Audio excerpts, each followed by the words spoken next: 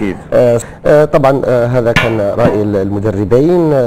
لدينا طبعا لقطات أو لقاءات مع اللاعبين، سنعود بعدها لأخذ رأي محمد عبد السلام حول هذه النقطة. لكن قبل كل شيء أنا بصراحة سعيد جدا لتواجدي بين ثلاثة من أبرز نجوم كرة القدم الليبية. هم كلهم الثلاثة كلهم ارتديتوا شارة قائد الفريق مع النصر واستاذ يوسف وكل ابناء النادي. نعم، من بدايتنا في النادي الى ان وقفنا الكره. استاذ يوسف ايضا طبعا انت دربت محمد عبد السلام في اول مسيرته ودفعت به. طبعا كان مفروض ان يكون متواجد معنا لاعب القرن في ليبيا الاستاذ فوزي العيساوي، اللاعب المتميز، اللاعب الدولي الرائع الذي اذهل الجميع عندما بدأ في مداعبة كرة القدم في كل الملاعب التي خاض فيها مباريات سواء مع فريق النصر أو مع المنتخب الوطني. فوزي العيساوي اعتذر عن الحضور معنا في هذا المساء لظروف طارئة جدا. نتمنى التوفيق لفوزي ونتمنى أن يتغلب على هذه الظروف بمشيئة الله سبحانه وتعالى. كما ذكرنا أن كلكم عصرتوا بعضكم، أيضا أجيال الحقيقة نستفيد منها جميعا. نظام المعاصرة تمت بين فوزي ومحمد عبد السلام كرياضيين، وانا وبكر كلاعيبه وكمدربين للاثنين. الفوزي محمد عبد السلام وفوزي العيساوي، يعني اسماء تتلألأ وتلألأت في كرة القدم الليبية بكل تأكيد. نشاهد الآن آراء وانطباعات اللاعبين، لاعبي فريق النصر، بعض اللاعبين التقينا بهم في أثناء تمارينهم في يومين في تدريبين مختلفين، حرصا منا على إيصال الصورة كاملة ومتابعة دائمة لفريق النصر. شاهد ثم نعود.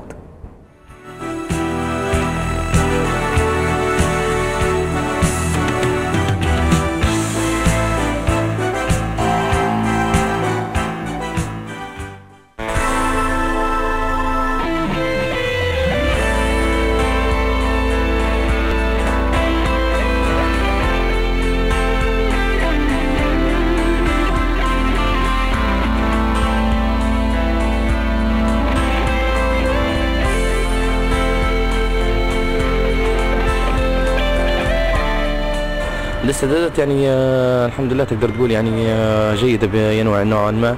يعني درنا معسكر في مدينة مصر، وكان يعني الاستعداد كان كويس واستعدادات مكثفة، وتقدر يعني تقول نسبة الانسجام في الفريق يعني بنسبة 70% 80%، لأن اعتبار أن الفريق كان في فترة إصابة، في يعني لاعبين عندنا لاعبين مصابين وما اكتملش الفريق يعني بشكل كامل. لكن ان شاء الله يعني في الايام الجايه يكتمل الفريق ويعني يرد اللاعبين المصابين ان شاء الله، وان شاء الله يعني نقدم مواجهه مشرفه للنصر والكره الليبيه، ونشرفوا الكره الليبيه ان شاء الله.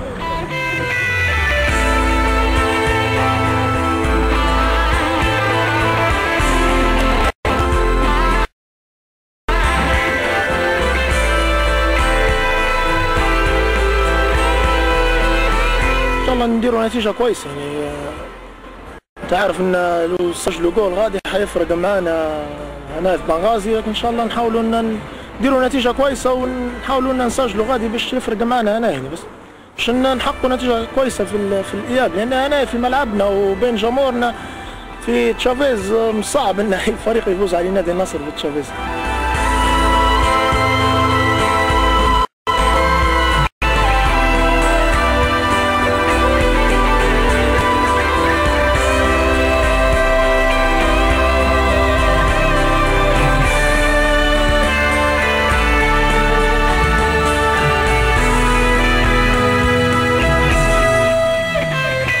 والله الاستعداد كويس، ودرنا استعداد ودرنا حتى معسكر قبل في رمضان في مصر، وكان الاستعداد كويس. لعبنا مباريات ودية وان شاء الله نتفائلوا بها خير ان شاء الله المباراة اللي غادي.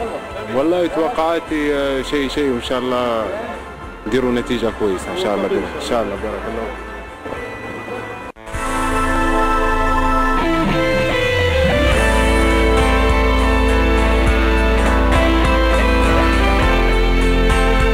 بسم الله الرحمن الرحيم. والله بالنسبة للاستعداد كبدنية يعني الحمد لله مستعدين، ولعبنا كم مباراة ودية هكي معنا على توقيف الدوري.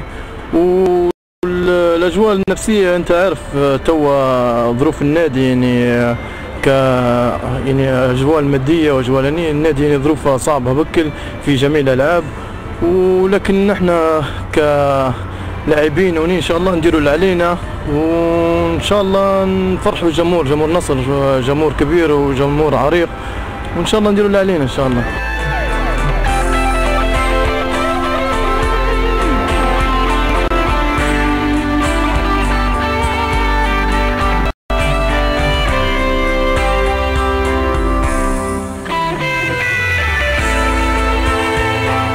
بسم الله الرحمن الرحيم. أول نشكر قناة ليبيا الرياضية سعيها الدائم ديما حصولها الجديد.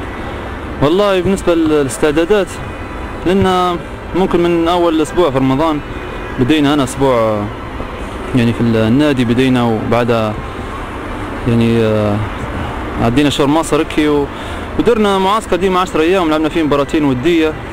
المدرب مش مركز على النتائج، يبي يجانس الفريق إن شاء الله. يعني بالنسبة للمشاركة هي ممكن تأجيلة مباراة خليج السرت، أنا بالنسبة لي أنا نحس فيها يعني مش ما كانتش في مصلحة الفريق، لأن ما زال الفريق يعني بعد مباراتين الأولى والثانية اللي قبل مع الشط والأولمبي حتى هو ما لعبش مباراة رسمية، يعني يبي نفسيا هيك يخش في جو المباريات الرسمية.